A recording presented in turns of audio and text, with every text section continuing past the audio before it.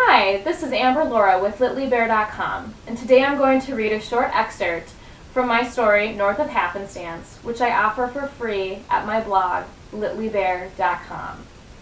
This particular excerpt is taken from chapter 6, and it will begin near the end of that chapter.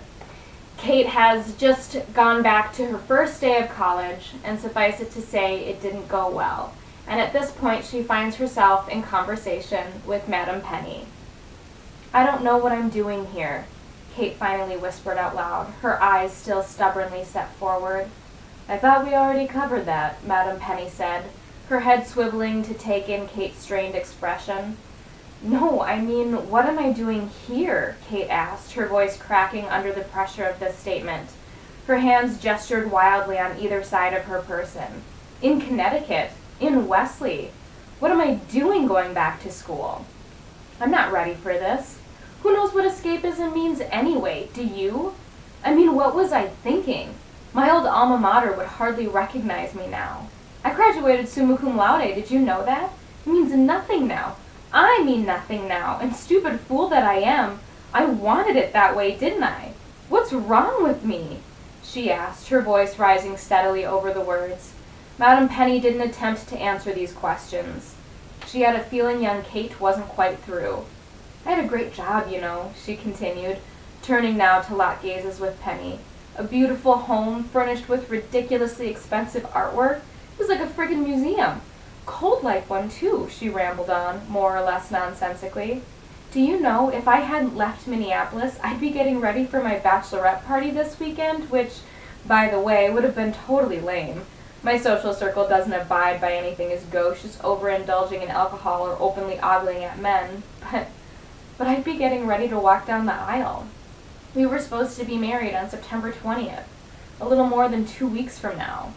Her eyes were fierce, almost burning despite the fine layer of film coating them. "I would be getting married. Instead, I'm back in the dating pool with men like Simon Yates who can barely hold their liquor and... it sucks. God, he sang karaoke," she spat, the memory of that night playing out in her mind with a vengeance. Kate turned her gaze back to the water once again. Madame Penny followed suit. "What am I doing here?" Kate repeated dully. "Have I just made the biggest mistake of my life?" "Wait a minute," Madame Penny interrupted then, playing catch-up to Kate's overload of information sharing. "You went out with Simon Yates? Why didn't I know about this?" Kate's head rotated mechanically at the words. "That's what you're choosing to comment upon? After everything I've just said, that's what you want to talk about? My ill-forged date?" she asked incredulously. Madame Penny shrugged her shoulders. "Well, I could have saved you the headache if you'd bothered to disclose the details of this little rendezvous earlier. You don't share well." "Focus, please," Kate pleaded. "I'm sharing now." With a tilt of her head, Madame Penny conceded to the truth of these words, and their loaded implication. They were getting there. "Fine, but be clear here," Madame Penny said then, her voice suddenly sharp in concentration, "because after listening to all that, I'm not sure I understand. Are you upset because you've started a new life here, and it's strange and uncomfortable, mysterious, and that's scary? Or are you upset because you think it was a mistake defecting from your old life, and you want to return to what, even in the midst of nostalgia, you couldn't help defining as a cold and lame existence?" Kate breathed in and out slowly. "I used to know all the answers in my life. I'd managed to convince myself I liked that predictability, that level of steadfastness.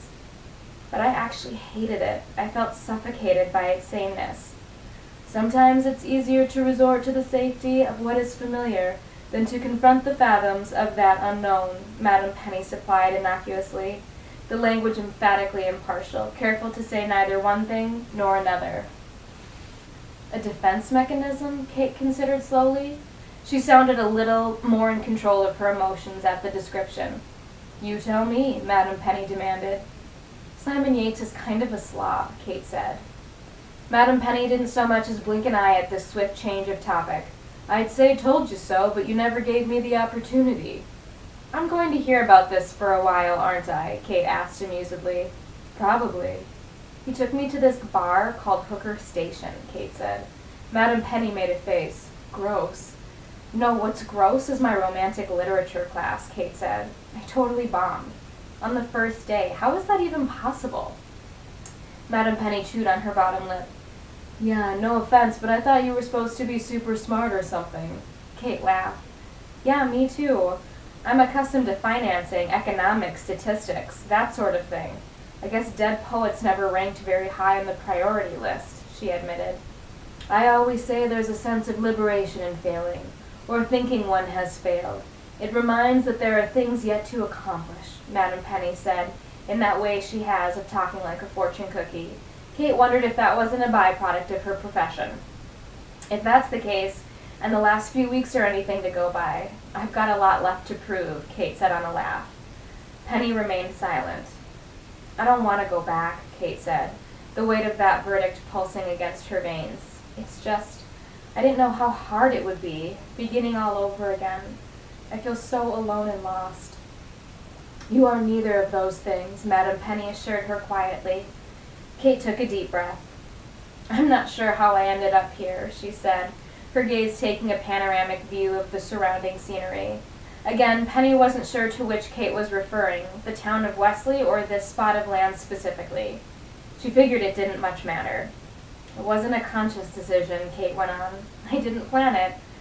I just stopped here somehow. Pausing, as though weighing the consequences of her next words, she nonetheless continued. I'm glad I did, though. I needed this. A beat of silence passed, and then, thank you. For what? Madam Penny asked sincerely. For reminding me, Kate said cryptically. No thanks necessary, Penny said easily. You found this place, one way or another. She sent Kate a mischievous look. Maybe there's a bit of psychic in you yet. That ends this excerpt of North of Happenstance. To read the entire web serial, check out my blog, litlybear.com. Thank you.